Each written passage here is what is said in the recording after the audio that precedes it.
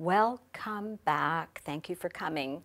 And I'm hoping that you've had time to think about what co-opetition means and how you can use that idea in your life to create concentric circles of influence, as Barbara Marx Hubbard says. Today, we are going to learn about the path of least resistance, and I love the idea of that. Imagine a path that is there for you, open. You don't have to bushwhack. You just walk down there. It is ready for you and inviting you. How many times have you decided that you want to focus on a certain market and that market is saying, we're not interested? I know I've done it, and I want to tell you a story about one of the clients that I'm coaching right now. She teaches, I don't want to say the word obscure, but a mind-body system that is not particularly well known. I know what it is, but I've been in the business. And she was putting out flyers and postcards and all sorts of marketing material because she wanted to teach young girls, teenage girls. She wanted to teach pre- and postnatal women. She had an idea of where her business should be. It wasn't happening. She'd go to all those places and they either weren't interested or she would spend money on the material and absolutely nothing happened. And I'm looking at the material and we're talking about where her business is. And rather casually, she mentions that in the last month, she's had 6 techies sign up with her and pay her $1,000 for a series of 10 classes, one-on-one classes. And they found out about her on Yelp because she has 4.5 to 5 stars. Now, 6 people, so that's $6,000 in 1 month, said, I want to learn how to de-stress. I want to learn how to take care of my injuries that I'm getting at my desk.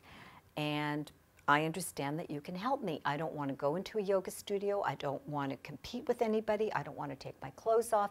I want your attention because I'm going to learn the ergonomics of how to take care of myself. But her head was, well, that's here, but this is where I want to go. And I said to her, well, think about this. The people that you're dealing with right now, they're 25 to 35 years of age. They're substantially high income. They live in a city that there's a lot of these people doing tech work. So there's a steady stream of people that you can relate to and attract.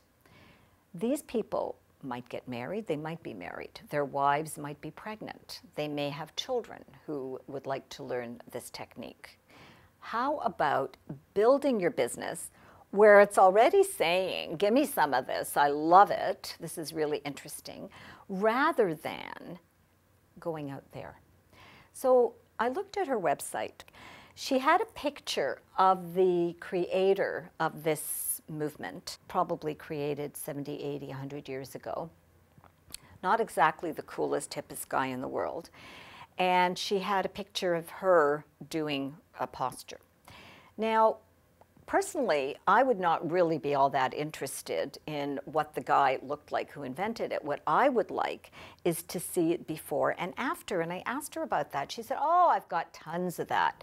And she showed me pictures of a well-known yoga teacher, a quite attractive young man, and showed the before and the after. And I said, don't you think it might be nice to have testimonials on the first page and do a slideshow of this is what you look like before, this is what you can look like after?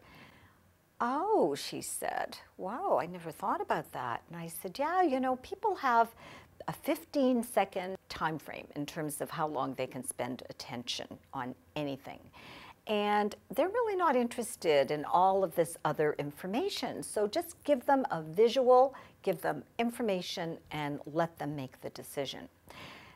Then I casually, again, I said to her, and who created this website? And she said, oh, my husband. And I said, is he a designer? She said, no, he's an architect.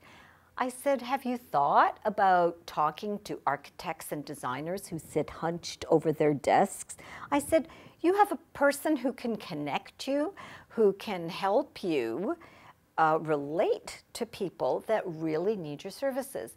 So it was really interesting to see the light go off in her eyes when she said, oh. I said, yeah, the path of least resistance. You've got your business, build it, and they will come. So that was fantastic. We talked about other places where, as a yoga teacher, you know, yoga and martial arts, that was her background, that if she wanted to do that, where she might be able to create her own business, going to condos, going to apartments that maybe are not having good success renting, or maybe that's part of what they offer to their tenants. So again and again, think about what you have, what you already know, and build on that. You don't have to go way out there. So thank you for listening to this. I really appreciate it. And tomorrow we're going to learn about how do you create loyalty? How do you bring people coming back time after time? Namaste.